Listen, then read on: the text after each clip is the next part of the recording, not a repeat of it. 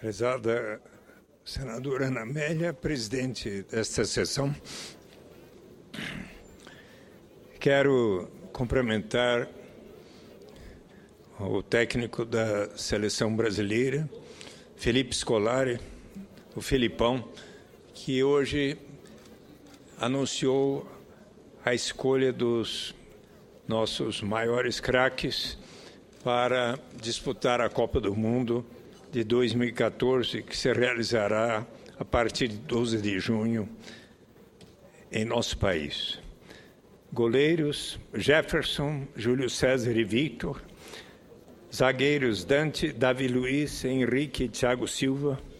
Laterais: Daniel Alves, Maicon, Marcelo e Maxwell. Meio-campistas: Fernandinho, Hernanes, Luiz Gustavo, Oscar, Paulinho, Ramírez, Chelsea, William. Atacantes: Bernard, Fred, Hulk, Jô e Neymar.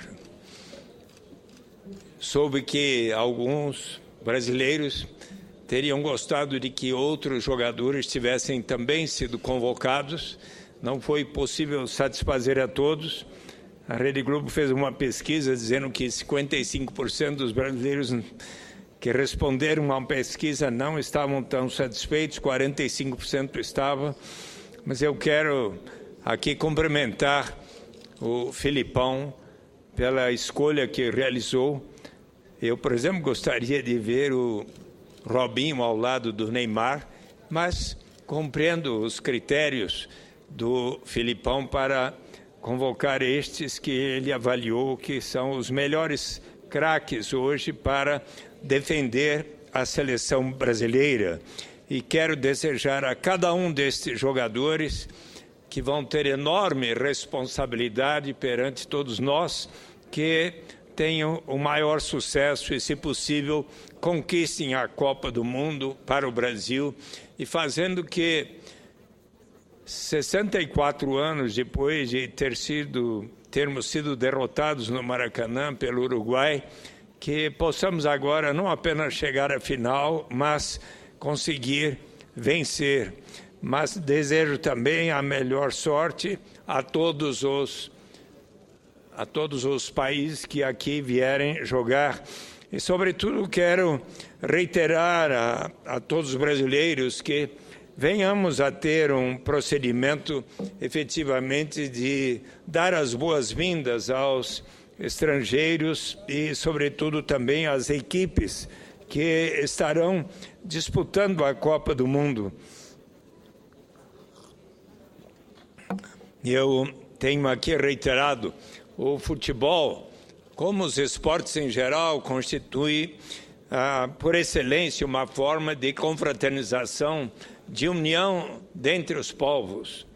No filme Invictus, que mostra a história de como Nelson Mandela percebeu que poderia, justamente através do esporte, e do esporte mais apreciado na África do Sul, o rugby, aproximar brancos e negros, ainda pouco no início do seu governo, quando ainda eram muito evidentes os sinais do apartheid, da discriminação racial na África do Sul. Eis que Nelson Mandela teve a ideia de convidar os jogadores, que eram sobretudo brancos, da seleção de rugby, para treinarem, se prepararem para o campeonato que iria ser realizado internacional ali na África do Sul, se prepararem num bairro relativamente pobre e onde, sobretudo, a população era de negros. E, sobretudo, diante daquela integração, eis que nos estádios, durante a disputa das seleções dos diversos países, eis que negros e brancos estavam ali torcendo para a sua seleção.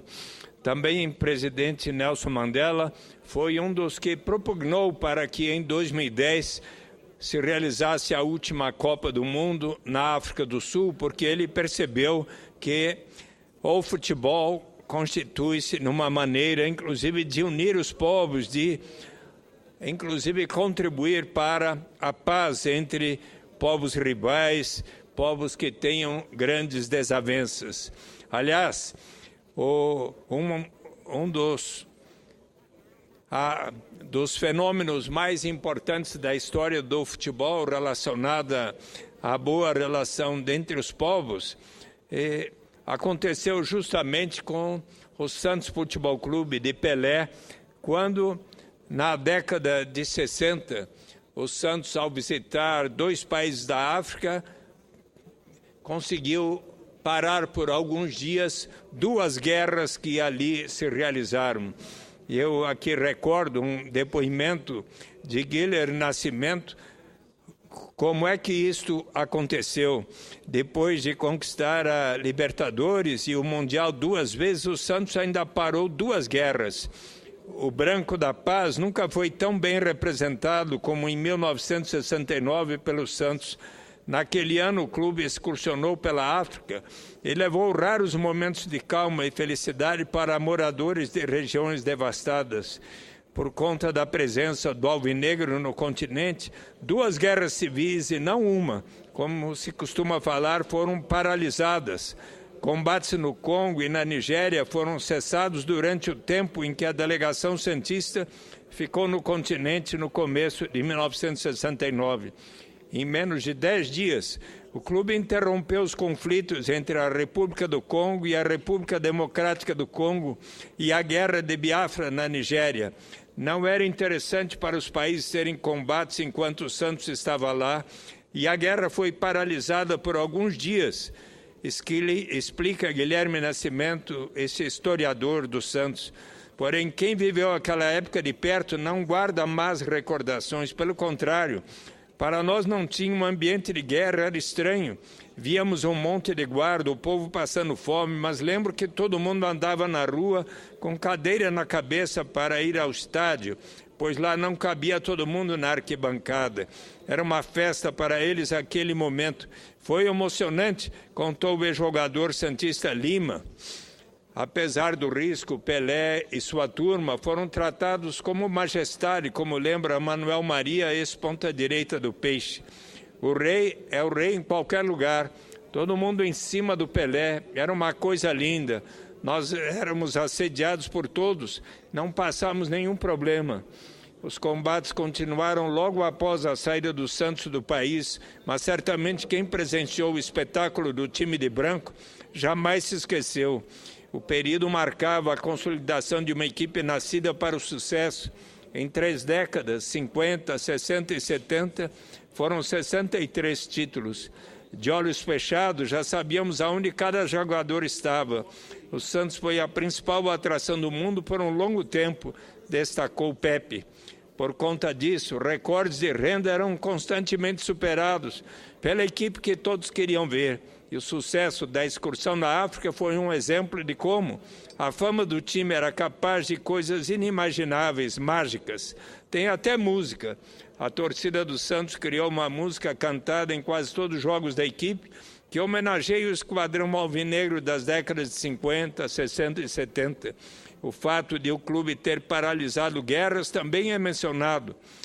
Eis a letra que então foi composta. O meu Santos é sensacional. Só o Santos parou a guerra. Com o Rei Pelé, bimundial. O maior time da terra. É meu amor, primeiro amor, eterno amor. O Santos. Senhora Presidenta, eu gostaria de aqui assinalar alguns dados sobre o que pode significar a Copa do Mundo como um grande investimento para todos os brasileiros. Os únicos investimentos feitos exclusivamente por causa da Copa se limitam a 8 bilhões de reais, obras nos estádios. Desse total, o governo federal financiou 4 bilhões de reais por meio do crédito do BNDES. O dinheiro volta com juros para os cofres do banco. A Copa se paga e o país sai ganhando. Levantamentos feitos pela FIPE, Fundação de Estudos e Pesquisas Econômicas ligada à USP, mostra que a Copa das Confederações acrescentou 9,7 bilhões de reais ao PIB.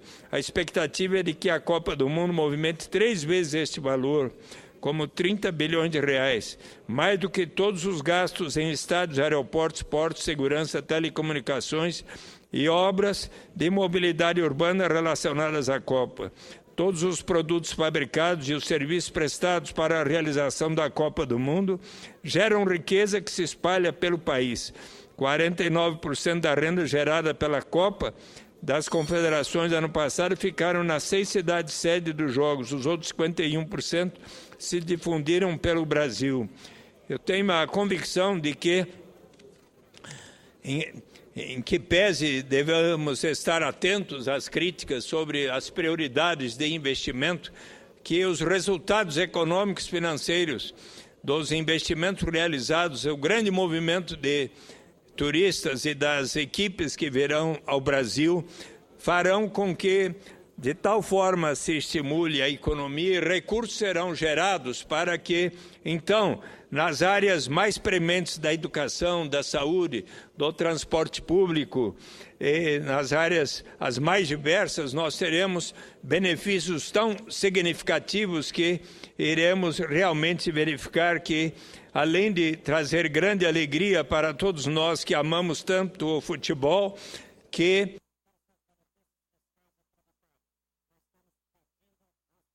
a Copa vai gerar benefícios à sociedade brasileira e, inclusive, àqueles que hoje observam que está um tanto caro o ingresso para a Copa do Mundo. Quisera, senhora presidente, acho justa a crítica, que devesse a FIFA e a Confederação Brasileira de Futebol estar garantindo que um número maior de pessoas de baixo poder aquisitivo pudessem estar presenciando a Copa e que isso venha a ser de fato ainda realizado.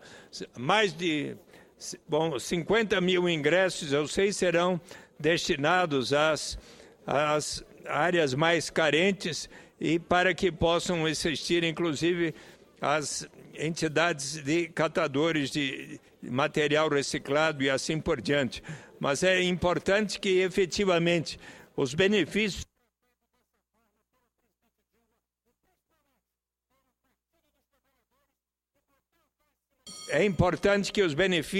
advindos da realização da Copa do Mundo sejam efetivos e democraticamente espalhados para toda a população brasileira. Mas reitero quão importante será que não tenhamos quaisquer atos de violência, seja nos estádios, seja em qualquer lugar de nosso país, e, sobretudo, que possamos civilizadamente receber a todos que vierem aqui participar da Copa do Mundo. Requeiro, senhora presidenta, que o documento feito pela Secretaria-Geral, pelo ministro Gilberto Carvalho, Diálogos, Governo, Sociedade Civil, Copa 2014, possa ser publicado na íntegra como parte de meu pronunciamento. Muito obrigado. Na forma regimental, a solicitação será